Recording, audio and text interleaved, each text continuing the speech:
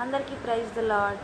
So ఈరోజు ఒక topic గురించి మాట్లాడుకున్నాము. నాకు తెలిసింది ఏంటో బైబిల్ ప్రకారంగా నా లైఫ్లో జరిగిన దాని విషయంలో, జరుగుతున్న వాటి విషయంలో, ఆల్రెడీ జరిగిన దాని విషయంలో నేను చెప్పాలనుకుంటున్నాను.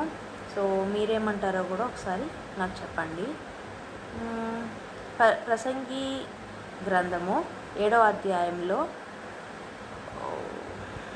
14వ వచనం లాస్ట్లో ఉంటుంది. తర్వాత జరుగు దానిని నరులు తెలుసుకొనకుండునట్లు సుఖ దుఃఖములను జతపరిచి ఉన్నాడు. సో లాస్ట్లో నేను ఒక్కటి చదవాలనుకుంటున్నాను. ప్రసంగి గ్రంథము 7వ అధ్యాయము 14వ వచనంలో లాస్ట్, దేవుడు సుఖ దుఃఖములను జతపరిచి ఉన్నాడు. సో నేను ఆ మాట గురించి మాట్లాడాలనుకుంటున్నాను. సో మన లైఫ్లో కష్టము సుఖము రెండు ఉంటాయి. కానీ సుఖం అయితే అంటే హ్యాపీనెస్, మన లైఫ్లో ఏదన్నా మనకి ఇష్టమైనవి కానీ, లేకపోతే మనకి కావాలి అనుకున్నవి కానీ, అవి మనము హ్యాపీగా తీసుకుంటాము. హ్యాపీగా మనకు కావాలంటే మనం ఎప్పుడు కూడా హ్యాపీగా సంతోషంగా ఉండాలనుకుంటాము. కానీ కష్టాన్ని ఎవ్వరూ కూడా యాక్సెప్ట్ చేయరు కదా. అయితే దేవుడు ఏమని చెప్పాడు అని అంటే, మనకి కష్ట సుఖాలని రెండింటిని కూడా దేవుడు అనుమతించాడంట. అంటే దేవుడే మన లైఫ్లో కష్టము మనం కష్టపడాలి, రెండోది హ్యాపీగా కూడా ఉండాలి. ఈ రెండు కూడా మనకు ఉంటేనే లైఫ్ అంటే ఏంటో తెలిసిద్ది. అండ్ ఇంకొకరు బాధలో ఉన్నప్పుడు ఆ బాధ విలువేంటో కూడా మనకి తెలుస్తుంది అన్నమాట. సో అందుకే దేవుడు కష్ట సుఖాలను కూడా దేవుడు అనుమతిస్తూ వచ్చినాడు. ఒకటి, మనము హ్యాపీగా ఉంటాము, హ్యాపీగా ఉండాలనే మనం కోరుకుంటాం. హ్యాపీగా ఉన్నప్పుడు మనం ఏమీ ఆలోచించము.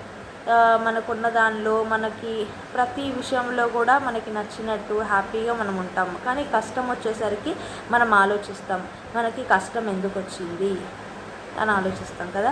అయితే మొదటగా మనకి ఒక కష్టం రాగానే మనం ఆలోచించేది ఏంటి, మన మనసులోకి వచ్చేది ఏంటి, ఎందుకు ఈ కష్టం వచ్చింది అని మనం ఆలోచించుకుంటే మీరైతే ఏమనుకుంటారు అనేటువంటిది కూడా నాకు కమెంట్స్లో చెప్పండి. కానీ నేనేదనుకుంటాను అని అంటే, ఒకటి, నేను ఏదైనా మిస్టేక్ చేస్తే నా జీవితంలో, నా లైఫ్లో నేను ఏదైనా పొరపాట్లు చేస్తున్నప్పుడు, ఇతరుల విషయంలో కానీ నా విషయంలో కానీ దేవుని చిత్తము లేకుండా, దేవునికి ఇష్టము లేనివి నేను చేసిన వాటిని బట్టి నాకు కష్టం వచ్చింది అనుకుంటాను అనమాట. కొన్నిసార్లు నేను ఏదైనా మిస్టేక్ చేసినప్పుడు గబక్కన, అంటే ప్రతిసారి అని నేను చెప్పను, అలా అనమాట దేవుడు తెలియపరుస్తూ ఉంటాడు, ఇదిగో ఇది మిస్టేక్ చేశావు అని. సో అలా నేను ఆ మిస్టేక్ చేసినప్పుడు కాలు అనేది గబక్కన బీర్వాక్ కానీ, గబక్కన తగలడం కానీ అట్లాంటివి జరిగినప్పుడు గబక్కన నేను చేసిన మిస్టేక్ అనేది గుర్తొస్తుంది అనమాట. అట్లా అంటే కాలు తగలడం అనే కాదు కానీ ఇంకా కొన్ని రకాలుగా దేవుడు మనం చేసినటువంటి మిస్టేక్స్ని మనకి ఎప్పుడైతే అలా ఏదైనా కష్టం వచ్చిందో అప్పుడు మనకి తెలుస్తూ ఉంటుంది అనమాట. అమ్మో ఇది ఈ తప్పు చేశాను కదా అని మన బాధలో మనం చేసిన తప్పులు గుర్తొస్తూ ఉంటాయి అన్నమాట. అండ్ నెక్స్ట్ రెండోది, దేవుడు మనల్ని పరీక్షించటానికి టెస్ట్ పెడుతూ ఉంటాడు.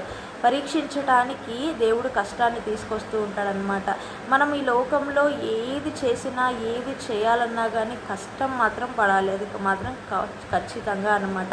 ఇప్పుడు మనం బిడ్డలు కావాలి అనుకున్నప్పుడు ఎంతో కష్టపడి మరి ఆ వేదనను అనుభవిస్తే తప్ప ఒక బిడ్డ అనేది జన్మించదు కదా.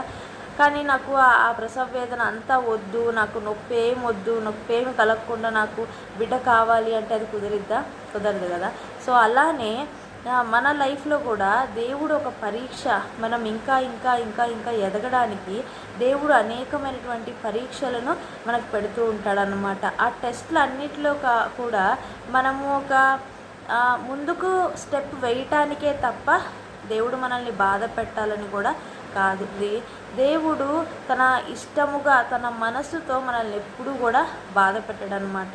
సో కాబట్టి ఈ రెండు విధాలని నేను అనుకుంటూ ఉంటాను. కానీ కొన్నిసార్లు మనం ఏమనుకోకూడదు అని అంటే, ఒక కష్టం రాగానే వేరే వాళ్ళ వలన మనకి కష్టం వచ్చింది అని మాత్రం ఆలోచించకూడదు.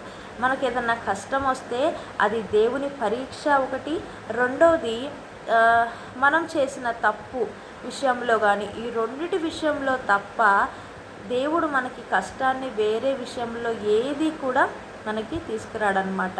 సో కాబట్టి మనకి ఏదైనా కష్టం వచ్చినప్పుడు, ఇదిగో వాళ్ళ వల్లే కష్టం వచ్చింది, వీళ్ళ వల్లే కష్టం వచ్చింది, ఇదిగో నీ వల్లే అనేటువంటిది మనం మాట్లాడకూడదు. ఈ లోకంలో వేరే వాళ్ళు మాట్లాడచ్చు, కానీ దేవుని మాటలు తెలుసుకున్నటువంటి మనము కొన్నిసార్లు మాట్లాడచ్చు. కానీ మనం ఆలోచించి, ఒక కష్టం వచ్చినప్పుడు ఆలోచించినట్లయితే మనం వేరే వారిని అనలేమన్నమాట. ఎందుకంటే దేవునికి తెలుసు ప్రతిదీ కూడా.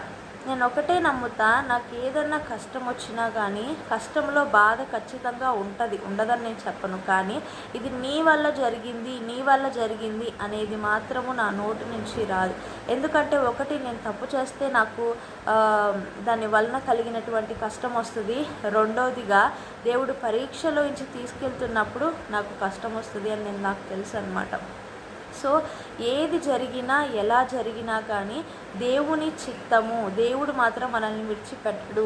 ఆ కష్టములో కూడా దేవుడు మనకి తోడుగా ఉంటాడు అనేటువంటిది ఆలోచించుకోవాలి. అంతేగాని వాళ్ళ వల్ల మనకు వచ్చింది, వీళ్ళ వల్ల వచ్చింది అనేది ఆలోచించుకుంటూ మనమేం చేశాము, అసలు మనకెందుకు కష్టం వస్తుంది, నా పొరపాట్లు ఏమైనా ఉన్నాయా, నా యొక్క పరిస్థితులు ఏమన్నా ఉన్నాయా అనేది కూడా మనము ఆలోచించుకోవాలి. వాళ్ళేదో అనుకుంటున్నారని మనకెందుకు దేవుడు కష్టం తెస్తాడు? దేవుడు ఇతరులకి మనకి మధ్యలో ఉంటాడు. ఓకేనా? ఒక మనిషి ప్రభావం అనేది మన మీద పడనివ్వడు దేవుడు.